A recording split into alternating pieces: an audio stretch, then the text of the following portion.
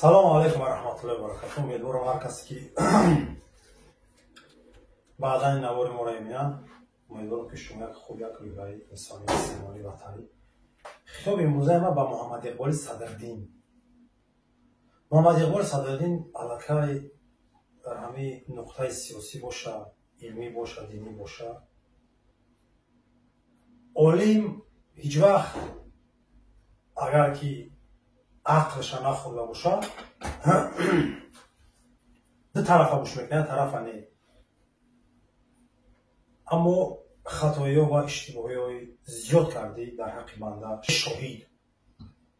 میخواستم امروز یکی از اظهارات های حقیق ما نسبت شما ابراز کنم که رسواترین و حرامترین آدم بوده در زندگی. دیدمت و شناختمت و یک بار و یکم بار شناخت شدنم خاطر خودت با او سلامی کردگی با او معامله کردگی.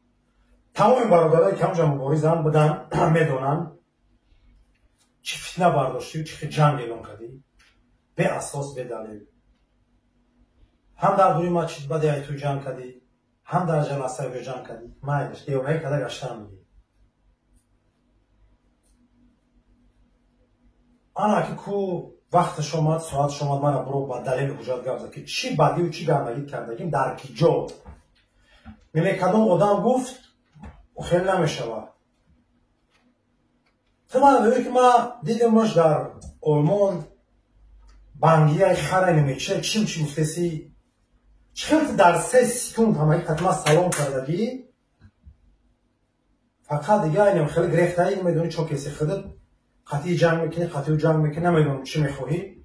16-20 نویامبر ای دوری زیلوخت شروع میشوسه میدونه کی چی و چقدر نفس میکشی تا برنامه های فیسبوکی پسی پردگی.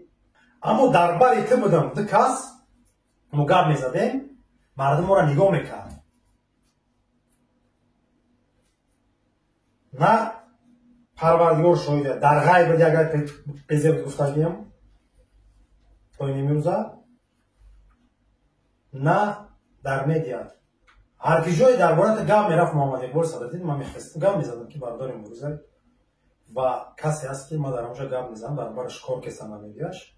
اما امروز اون یک حرام انسان بوده که نه قدر خوبی را میدونسته، نه قدر مردی را، نه امانت حقت میگرفته، نه کاری رزویت کرده میفهمیده، هیچ چیز نمیفهمیده، یگان معلومات نداری میبوری پت پت قدم میگیری.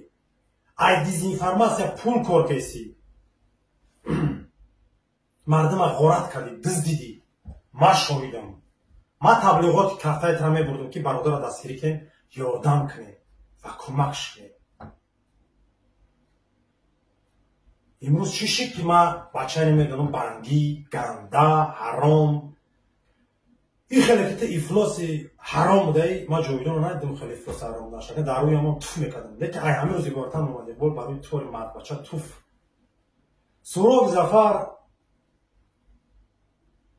رهبر گم شده حرکت صوفی گروه 24 کسی بود که در پیش نولا و گریه و زورا کردی که کاغذ مته کمک کرد که مشکلات دارم نمیتونم در قضیه سیاسی با باوری سودی فرانسه دارم که چون حجت همون لازمه را ندادستم. سهراب ظفر مردی کرد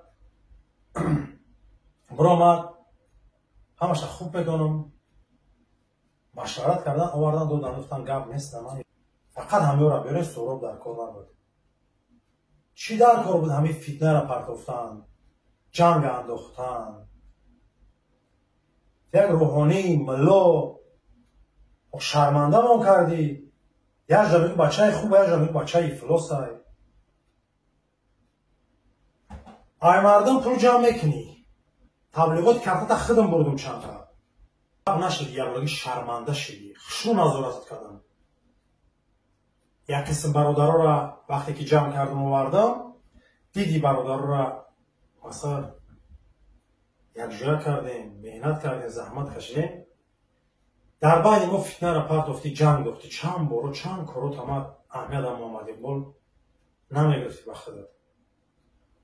پروردگار دید کمجه که کی حق کی باطل رفتن گرفت یگان بار جواب نگردوندم. در شخصیت نوشتم چیز نوشتم من برآمدی چی معرفی کردی؟ مردک نیستی. مردک دینا میگی بچه خوب امروز میگو تو افلاسی به دلیل به حجت. امروز من مردم چی میگم که باور میکنین یا که نمیکنین او اختیار شما در فکر شما. این محمد اقبال کسی هست در زندگیش که نه آخران انسانی که نه آخران آدمی که سابق بگیم خیلی برادرها تجربه سیاسی دارم. محمد اقبال آخران آدمی بود که با ما در اروپا و در کشور غربی به اساس به دلیل جنگ اعلام کرد، موفق نشید. 3-4 تا سگ بچه را گیجه آورده رنگ خودش واری نمیدونم چی گفتستن 3.5-4 ساعت پیش در سیاست آمدگیان. امروز پرت افته سگ بچه شخصش گرفته انگلیه رفته. محمد اقبال حاضر حکومت گیجو میگریزه گره زورم خیلی رنگی تای می پرتوین ارمتا پرت گرفته رفته 3-4 تا اونجا موندگین. معلومه آخر که هدفتان برادر عزیز 1 سال 5-6 ماه میشوه ایروسی اومدیم در اروپا در کشور گرمن زندگی میکنم.